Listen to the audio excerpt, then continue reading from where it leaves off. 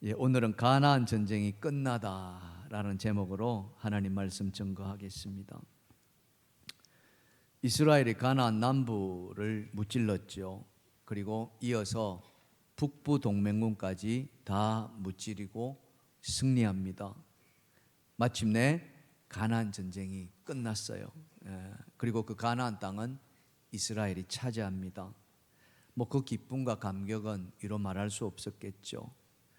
이스라엘이 이 가나안 땅을 어떻게 차지해 갔는가 잠깐 한번 우리가 뒤돌아보면은, 그들이 애굽을 나와서 이스라엘 광야 40년 길을 이렇게 광야에 돌았지 않습니까? 그리고는 저 요단강 건너 오른쪽에 모압 평야에 딱 이렇게 모여서 하나님 말씀을 마지막 받죠. 그게 신명기서입니다.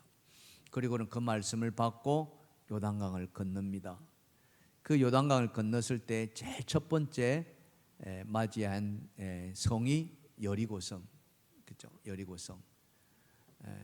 표시 좀 해주시겠습니까? 커서로. 저기가 여리고성. 그리고 그 옆에 아이성, 아이성 점령했고, 그렇게 하고 있는데 기브온 족속이 찾아오죠. 이 기브온 족속이 이스라엘에게 항복합니다. 종이 됩니다. 이제 그걸 보고 남쪽에 있는 다른 가나안 족속들이 이 기브온을 배신했대서 공격하잖아요. 그래서 여호수아가 그 기브온을 돕고 그 남쪽에 있는 모든 가나안 족속들 다 무찌릅니다. 화살표 이렇게 보시면은 차례차례 막게다로 내려가고, 그죠? 홀로 내려가고, 에글론, 그다음 헤브론, 드빌까지 이래가지고 그 남쪽을 다 공격 장악합니다. 그리고는 길갈로 돌아옵니다. 그때 이제 지난 시간에 우리가 살펴보았습니다. 북쪽에 있는 저 갈릴리 호수 주변에 있는 나라들이 또 똘똘 뭉치는 거예요. 동맹군을 맺습니다. 2차 동맹군이라 그러죠. 그래서 그들이 메롬 시내가에 딱 집결하지 않습니까?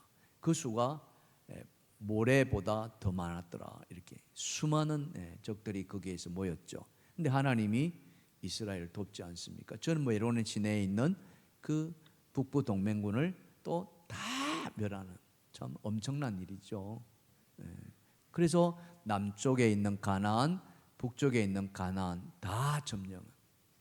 그래서 마침내 저 가나안이 이스라엘 손에 떨어지는 그 일, 오늘 읽은 말씀이 바로 전쟁이 거쳤더라 이렇게 나오는 거죠. 참 이 전쟁을 통해서 하나님께서 오늘 우리에게 무슨 말씀을 하실 것인가, 이겁니다. 이 전쟁이 주는 교훈이 있다면 뭔가, 이 전쟁을 통해서 우리는 무엇을 깨닫는가 하는 것입니다. 그것을 여러분하고 같이 오늘 말씀을 좀 나눠볼까 싶습니다. 자, 첫 번째 주제입니다. 다 같이 시작. 가나안의 정복 전쟁은 오랜 기간이 걸렸다. 자, 오늘 본문에 보시면은 18절에 여호수아가 그 모든 왕들과 싸운 지가 오랫동안이더라. 오랫동안. 가나안의 모든 왕들, 한두 군데가 아니죠. 수십 군데입니다. 어느 정도 걸렸느냐, 역사학자들 또 성경학자들은 약 7년이라는 세월이 걸렸다라고 이야기를 합니다. 여러분, 6.25 동란이 몇 년 정도 싸웠습니까? 3년 정도 휴전하기까지 3년이라는 시간이 그 3년 기간 동안에 이 한반도가 어떻게 됐어요? 남쪽이 완전히 폐허가 되지 않았습니까? 이 가나안 땅도 마찬가지. 7년이면은 3년의 2배 이상이에요. 하나님은 그 가나안에 있는 모든 성들을 다 무너뜨리고 불태우고 회파하고, 그리고 거기에 있는 모든 사람들을 다 멸하는 그런 어떤 가나안 전쟁이 마침내 끝이 난, 그게 쉽지가 않았던 거예요. 오랜 기간 동안 그들께 있습니다. 이렇게 오랜 기간 동안 전쟁이 있었다는 것은 또 다른 말로 보면은요, 그 가나안 족속들이 굉장히 강하게 저항했다 이렇게 볼 수도 있습니다. 지역이 넓은 것도 넓은 것이지만 이 가나안 족속들이 정말로 필사적으로 이스라엘과 맞서서 싸웠다 하는 것입니다. 이스라엘에게 항복한 족속은 그 수많은 족속들 중에서 딱 한 족속이 있었어요. 그게 어떤 족속이었습니까? 기브온 족속만. 그랬던 거죠. 나머지 족속들은요 다 이스라엘을 대적했습니다. 그것도 혼자 대적하는 것이 아니라 동맹을 맺어가지고 대적했대. 그들에게 그렇게 동맹 맺어서 이스라엘을 대적한 이유가 뭐겠습니까?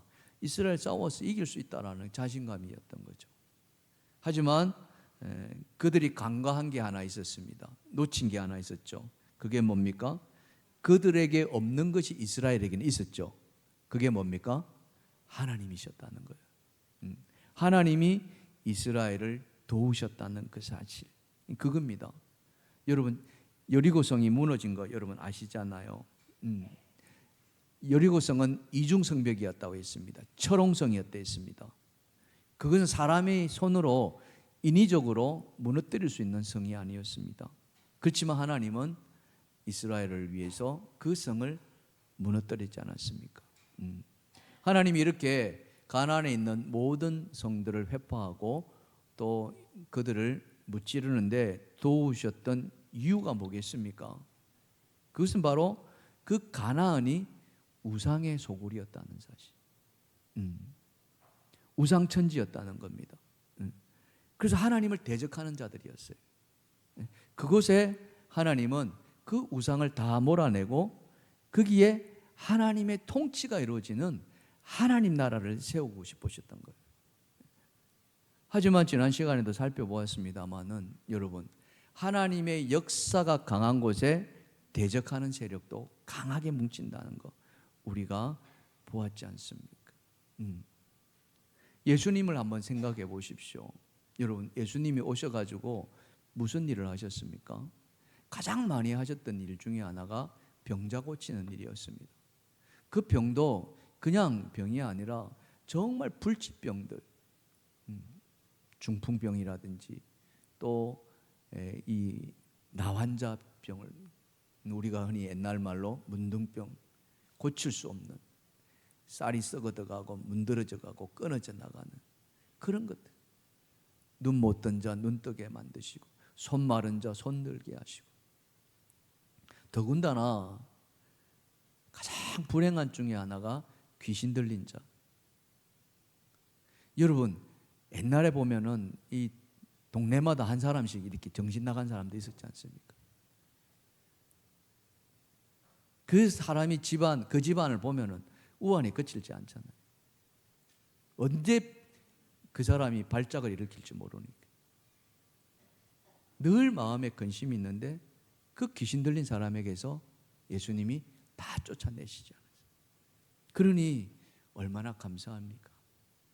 여러분, 예수님이 하신 일이 선한 일이십니까? 악한 일이십니까? 선한 일입니다. 그 의원도 제대로 없는 때, 약도 제대로 없는 그곳에서 수많은 사람의 병자와 귀신 들린 자를 고치시니 얼마나 좋은 일입니까? 그런데 그것을 미워한 사람들이 있었잖아요. 예수님을 대적한 자들이 있었지 않습니까? 그 대적자들에 의해서 예수님이 얼마나 많은 고난을 당하셨습니까? 예수님은 그랬습니까? 예수님의 제자들도 마찬가지 아니에요. 순교자들이 막 생겨나고, 여러분 사도행전에 보시면은 순교당한 사람 이야기가 나오잖아요. 누구입니까? 스데반이 돌에 맞아 죽어가잖아요. 그게 돌에 맞아 죽을 일입니까? 근데 그렇단 말이죠. 이처럼 많은 사람들이 하나님의 그 선한 일을 행하는데 대적해 나가는 모습들을 우리에게 성경을 통해서 알려준, 이 가나안의 족속들도 마찬가지였습니다. 그들은 하나님을 믿지 않았어요. 하나님이 누군지도 몰랐어요. 그들은 다 그들의 가나안의 신들을 섬겼다는 거예요. 근데 하나님은 그 가나안 땅에 하나님 나라를 이루시고 싶었던 거예요. 그래서 그 가나안에 있는 족속들을 다 물리치는 가운데 그들이 대적해 나갔다는 사실. 그러다 보니까 오랜 시간, 오랜 힘겨운 시간들이 가나안 전쟁 하는 동안에 이스라엘에게 주어졌다는 거죠.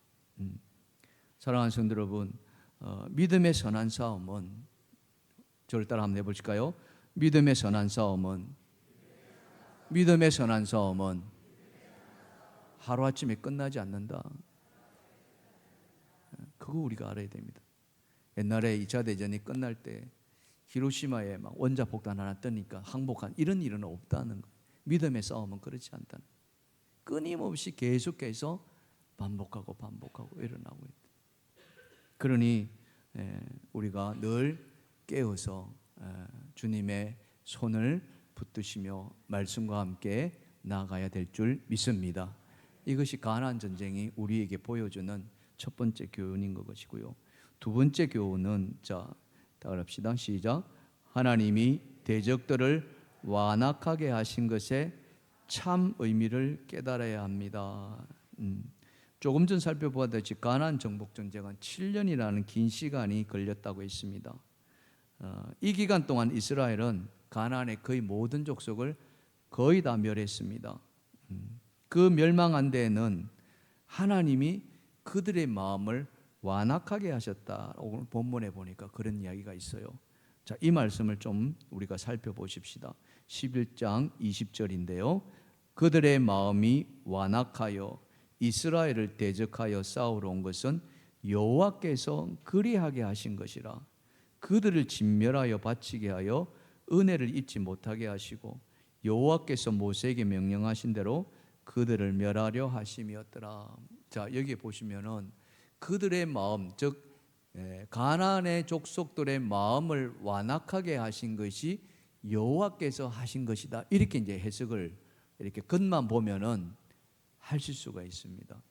근데 이것은 우리가 잘못된 해석이라 이렇게 말할 수가 있어요. 하나님이 그들의 마음을 완악하게 해가지고 이스라엘을 대적하게 했다.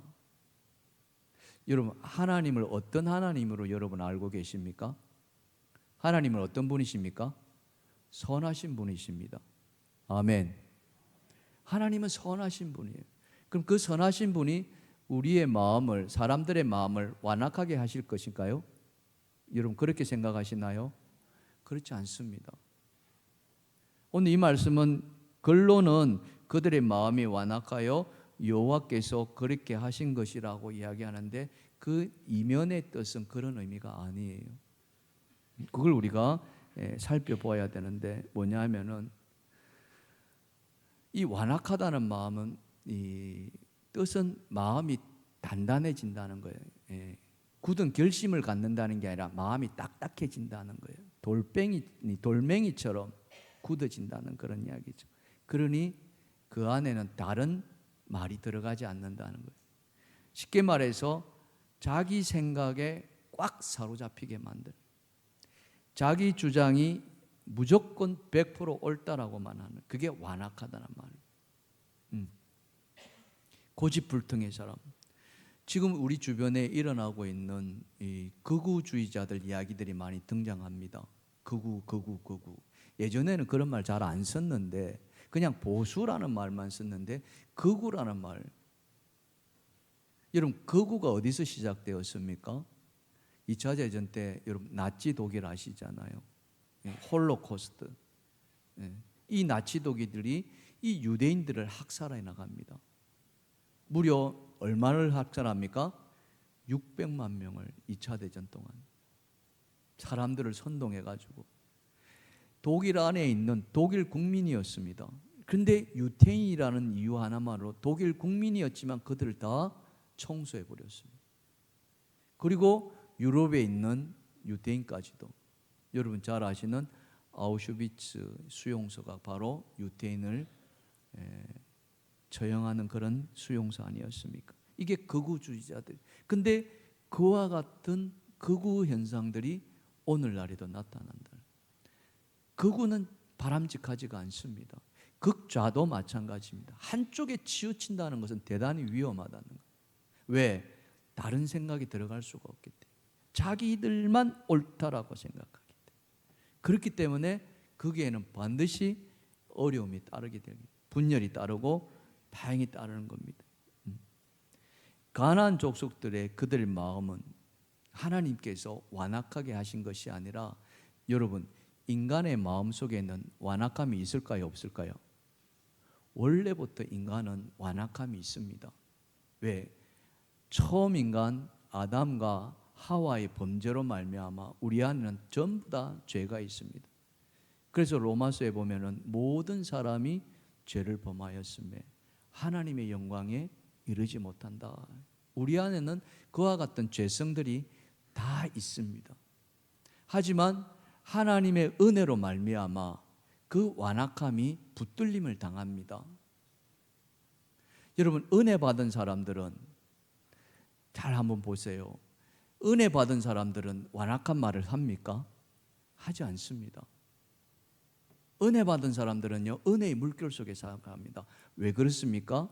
하나님이 그 사람 안에 있는 그 완악함을 딱 붙들고 안 놓아주기 때문에 은혜에 사로잡혀 살아가도록 만들어준다는 거죠.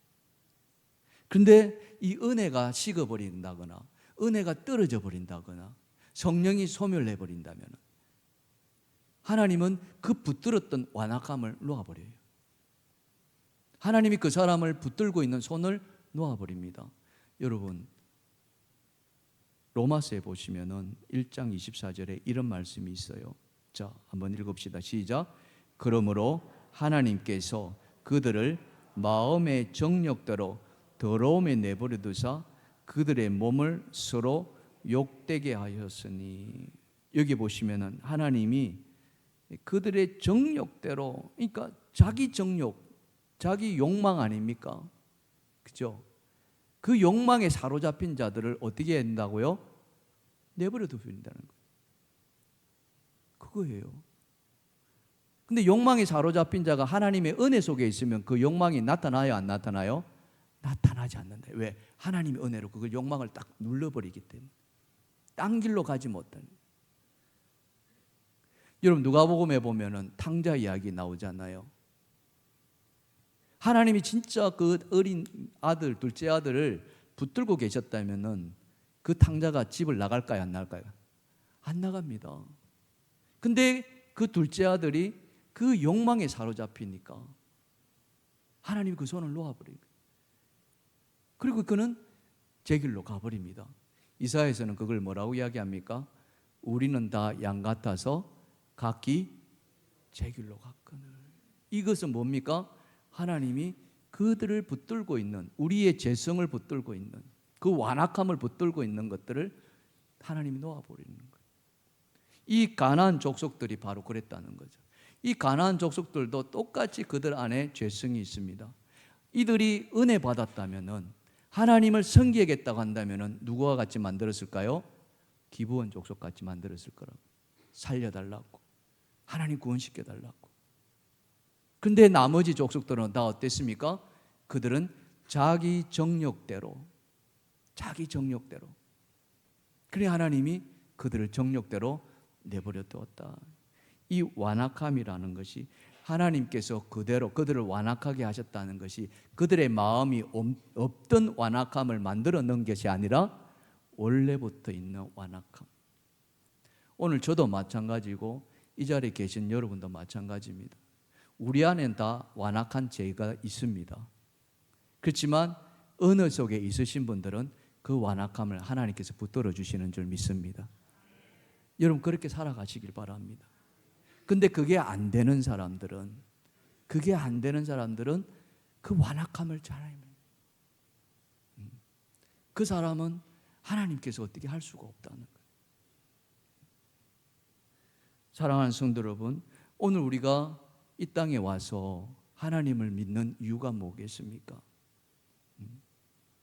하나님이 왜 우리 인생을 예수 그리스도를 알게 하고 예수 그리스도를 믿게 하는 이유가 뭡니까?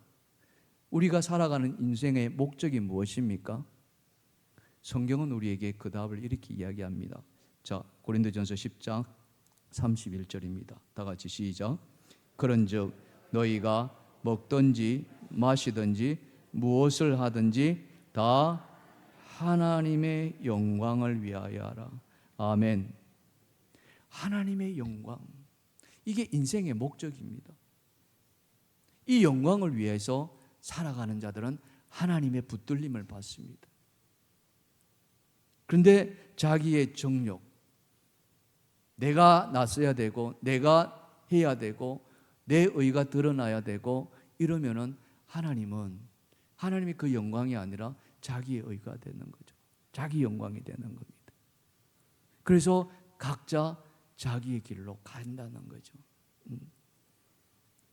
그래서 우리는 늘 주의 말씀 안에서 살아가게 해달라고 기도해야 되는 이유가 바로 거기에 있습니다.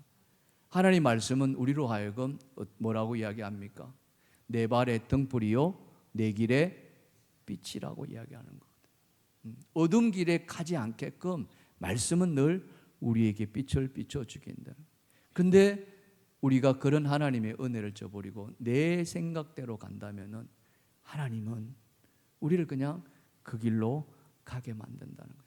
문제는 무엇입니까?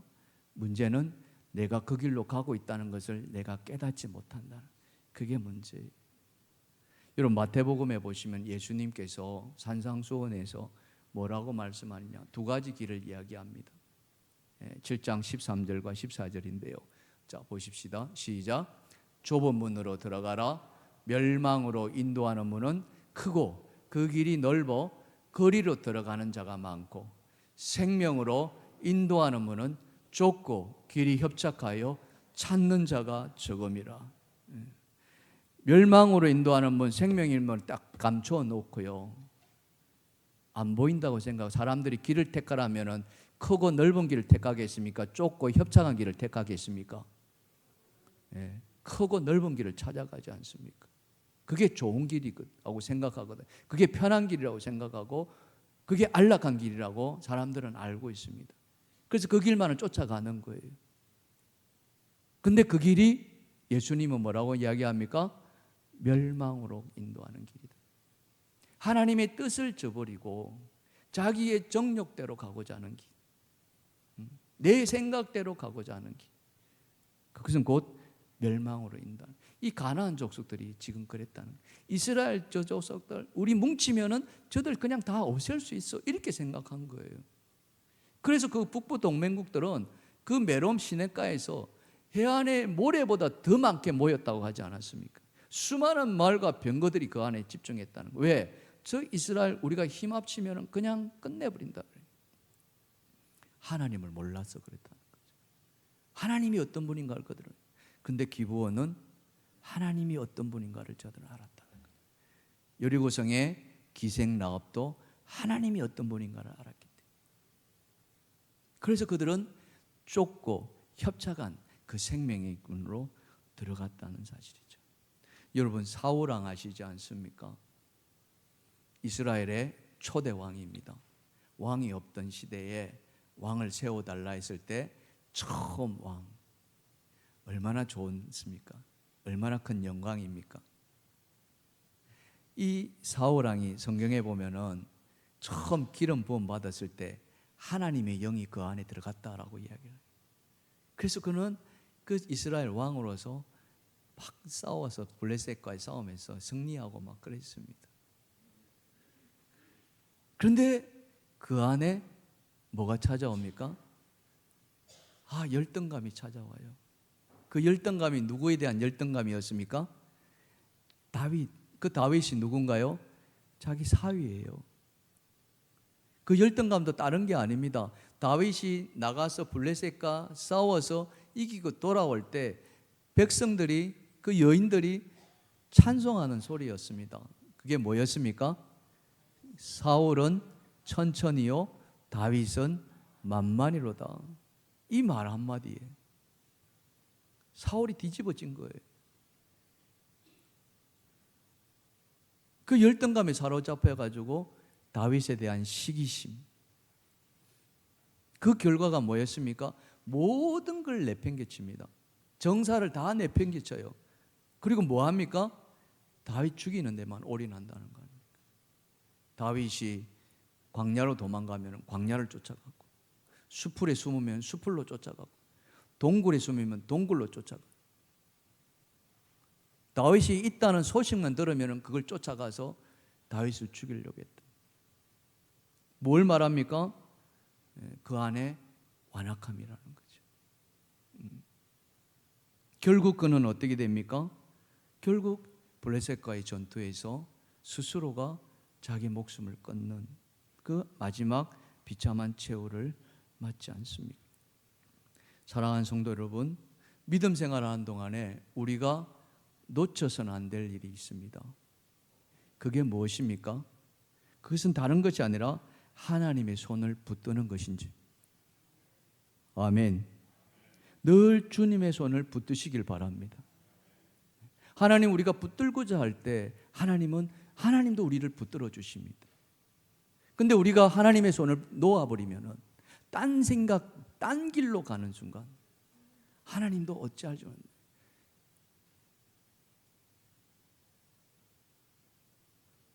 그래서 우리 안에 죄성이 살아나지 않고 오직 하나님 주시는 그 말씀의 은혜로 살아갈 수만 있다면은 우리는 하나님과 함께 동행하는 그런 형통의 삶을 살 수 있으리라 믿습니다.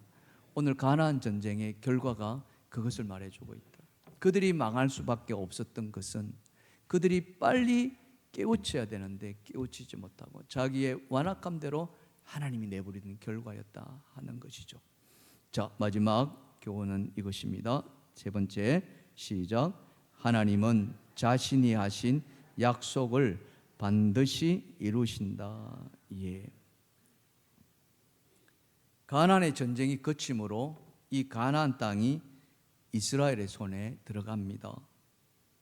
근데 이 가나안 땅은 하나님께서 이미 오래전에 주시기로 한 약속의 땅이었습니다. 언제 그 약속을 하셨는지 혹시 아십니까? 시간을 거슬러 올라가면은 아브라함 때까지 올라갑니다. 이스라엘의 조상인 아브라함, 그가 기근을 피해서 애굽으로 피신을 하죠.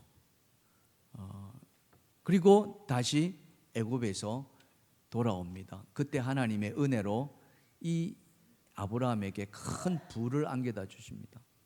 온갖 검은 보화와 함께 또 가축까지 어마어마한 거부가 됩니다. 어느 정도 거부가 됐냐 하니까 조카 롯도 같이 아브라함과 함께 거부가 됐는데 서로 이 양들 때문에 싸움이 일어나요. 양들이 너무 많다 보니까 그 팔레스타인 땅이 척박한 땅 아닙니까? 물이 귀한 땅이거든요. 그러니 물 전쟁을 일으키는 거예요. 서로 우물 차지하려고 아침마다 그 아브라함의 종과 롯의 종이 자기 양들에게 먼저 물을 주려고 이 우물 전쟁을 벌이는 거예요. 그게 아브라함의 마음이 되게 힘들었던 거예요. 조카와 삼촌 사이에서 이 서로 종들이 싸우는 모습이 은혜롭지 않은 거예요. 그래서 이 아브라함은 결단합니다. 무슨 결단하냐면은 이산 가족이 되는 결단을 하는 거예요. 여러분, 이 조카 롯은요, 아브라함이 아들로 여겼던 그런 조카입니다. 하란에서 하나님의 부르심을 받고 돌아올 때에 이 조카의 롯에게는 아버지가 일찍 죽습니다. 그래서 고아가 됐죠. 그 고아된 조카 롯을 아브라함은 거둡니다. 데리고 다녀요. 아들처럼. 그 당시에는 아브라함이 자식이 없었단 말이죠. 그렇게 오랫동안 이 롯을 데리고 다녔는데 이제 서로 싸우게 된 거예요. 그래서 헤어지자는 거예요. 그 마음이 너무 아픈 거예요. 그래서 아브라함이 양보합니다. 야, 조카 롯아, 네가 서로 싸우는 게 마음에 걸리니까 이제 네가 원하는 곳으로 가라. 네가 원하는 곳을 가. 그래서 조카 롯이 어디를 선택합니까? 물과 풀이 많은 땅. 왜? 가축을 먹이려면 그래야 되거든. 그래서 소알 땅이라는 거예요. 지금은 말하면 소돔 땅입니다. 그곳으로 가는 거예요. 그 떠나가는 롯을 보면서 아브라함은 마음이 되게 착잡한 거예요. 아, 이제 헤어지면 언제 다시 보나. 마음이 영 걸리는 거예요. 그때 하나님이 아브라함을 찾아오세요. 그리고는 이렇게 위로하십니다. 어떻게 위로하셨느냐? 창세기 13장에 보시면 14절인데요. 자, 한번 봅시다. 시작. 롯이 아브라함을 떠난 후에 여호와께서 아브라함에게 이르시되 너는 눈을 들어서 너 있는 곳에서 북쪽과 남쪽 그리고 동쪽과 서쪽을 바라보라. 보이는 땅을 내가 너와 네 자손에게 주리니 영원히 이르리라. 지금 아브라함이 서 있는 곳이 그 베델 있는 곳이거든요. 가나안 그 중심에 있는. 그러면서 아브라함에게 그 슬픔에 잠긴 아브라함에게 야, 눈 들어서 좌우로 살펴봐봐. 동서남북 네가 보이는 그 모든 땅을 너와 네 자손에게 주리라. 이걸 하나님께서 아브라함에게 약속해. 누구도 듣지 않았어요. 아브라함만 들었어요. 근데 이 약속이 언제 이루어집니까? 언제 이루어져요? 오늘 여호수아 때 이루어지는 거예요. 아브라함이 있습니까? 아브라함 없어요. 이미 죽어 장사 지내 수백 년이 지난. 뭘 말합니까? 하나님은 하나님 자신이 하신 약속은 반드시 이루신다는 사실. 아멘. 믿으시면 아멘 합시다. 하나님은 하나님이 해주신 그 약속, 그 약속은 어떤 일이 있더라도 아무리 시간이 지나더라도 반드시 이루어지신다는 사실. 그것입니다. 물론 이 약속이 이루어지기까지는 많은 시간과 함께 숱한 그런 우여곡절의 사건도 있습니다. 그냥 절로 이루어지는 것은 아니었습니다. 여러분 이스라엘을 한번 살펴보십시오. 애굽에서 나와서 이 지금 가나안 땅 정복하기까지 어떤 과정을 거쳤습니까? 홍해 건너와서 얼마 되지도 않아서 사흘길 가는 것만 가자마자 그들은 물이 떨어져 가지고 하나님 앞에 원망합니다. 물이 없으면 목말라 죽겠다고 원망하고요.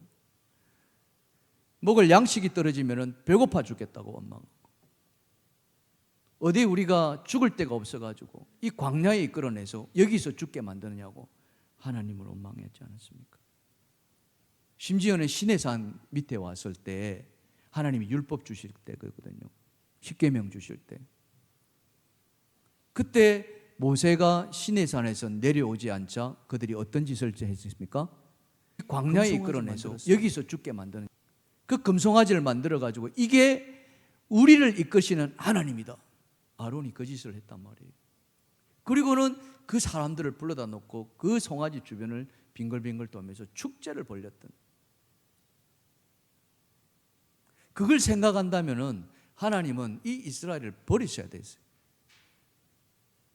근데 하나님 버리셨나요? 안 버리셨어요. 안 버리셨어요. 왜 안 버리셨습니까? 하나님은 많은 사람이 타락한다 할지라도 그들 가운데는 하나님을 믿고 하나님의 약속을 붙드는 신실한 백성들이 있었다는 겁니다. 바로 여호수아와 갈렙 같은 사람. 그 사람들을 보고 하나님이 하신 약속이 있으시기 때문에 하나님이 그 약속을 이루시기 위해서 그 사람들을 세워서 가시잖아요. 여러분 파레토 법칙이라는 게 있습니다. 경제학에서 나오는 용어인데요. 일명 8대2 법칙이라고 이야기합니다. 이게 뭐냐 하면은 전체 결과의 80%는 20%가 좌우한다 이렇게 나오는 거예요. 여러분 백화점 매출 있잖아요. 그 백화점 매출의 80%는 상위 20% 고소득자들이 쓰는 돈으로 매출이 이루어진다고 통계가 나오는 거예요. 여러분 우리 집에 옷장을 딱 열어보면 옷이 많이 있어요? 없어요? 많이 있어요. 그 중에 몇 가지를 입습니까? 나머지는 다 장롱에 놔두고 입는 옷은 몇 가지 안 됩니다. 사실 그렇지 않아요? 어떤 것들은 10년 지나도 한 번도 입어보지 않아요. 근데 버리기는 아깝고 그거입니다. 10사람 모인 사람 10사람 가운데 2사람만 제대로 돼 있으면 그 10사람이 모두 살아납니다. 아멘. 오늘 이 자리에 계신 여러분 가운데 그 2사람이 되기를 주님의 축복합니다. 축복합니다. 하나님 그 2사람에게 주목하신다는 거예요. 하나님 그 여호수아를 주목했고 나중에 또 나옵니다만 갈렙을 주목하지 않습니다. 왜요? 하나님은 약속하신 것이 있다는 거죠. 민수기서 23장 19절입니다. 다 같이 읽읍시다. 시작. 하나님은 사람이 아니시니 거짓말을 하지 않으시고 인생이 아니시니 후회하지 없으시도다. 어찌 그 말씀하신 바를 행하지 아니하시며 하신 말씀을 실행하지 않으시랴. 아멘. 믿으십니까? 믿으십니까? 하나님은 사람이 아닙니다. 그래서 시건하지 않으시는 거예요. 한 번 하신 약속은 어떤 일이 있더라도, 아무리 세월이 지나더라도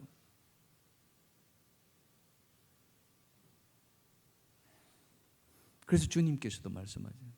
이 율법의 1.1획은 하나도 없어지지 아니하고 다 이루리라 말씀하시죠. 그렇습니다. 사랑하는 성도는 우리가 붙들어야 될 것은 무엇입니까? 우리가 붙들어야 될 것은 바로 하나님의 약속인 줄 믿습니다. 그 약속이 바로 이 성경의 말씀 약속. 우리는 이 약속을 붙들고 주님 바라보면서 나아가요. 그게 신앙생활입니다. 하나님이 이스라엘에게 가나안 땅을 차지하게 했던 것은요, 그것은 바로 하나님 약속을 이루시고 그곳에 하나님 나라를 이루시기 위한 것이요. 그리고 하나님의 신실한 백성들이 그곳에서 하나님께 영광 돌리기를 바라셨다는 거예요. 이제 우리 교육관이 준공이 눈앞에 다가오고 있습니다. 그동안 오랫동안 이것을 여러분 준비하면서 기도해 오지 않으셨습니까? 하나님이 이것을 준비하게 하실 때는 하나님의 뜻이 있는 줄 믿습니다. 하나님 약속이 있는 거예요. 이 건축은 우리 교회에게 하나님이 허락하신 새로운 가나안 땅이 될 줄 믿습니다. 그걸 붙드시기 바랍니다. 그 약속에 여러분 구경꾼으로 참여하지 마시고 내가 함께하는 이스라엘이 되어 주십시오. 그러면은요 하나님 우리의 삶을 끝까지 붙들어 주시리라 믿습니다. 이곳에 하나님 나라가 온전히 세워지고요, 하나님 뜻이 온전하게 펼쳐질 때 이 우리 동일교회를 중심으로 바로 하나님의 복음은 확장되어질 것이고 하나님 나라가 이루어지리라 믿습니다. 그런 은혜가 여러분 안에 또 저 안에 함께 있기를 주님을 축원합니다. 축원합니다. 찬양합시다.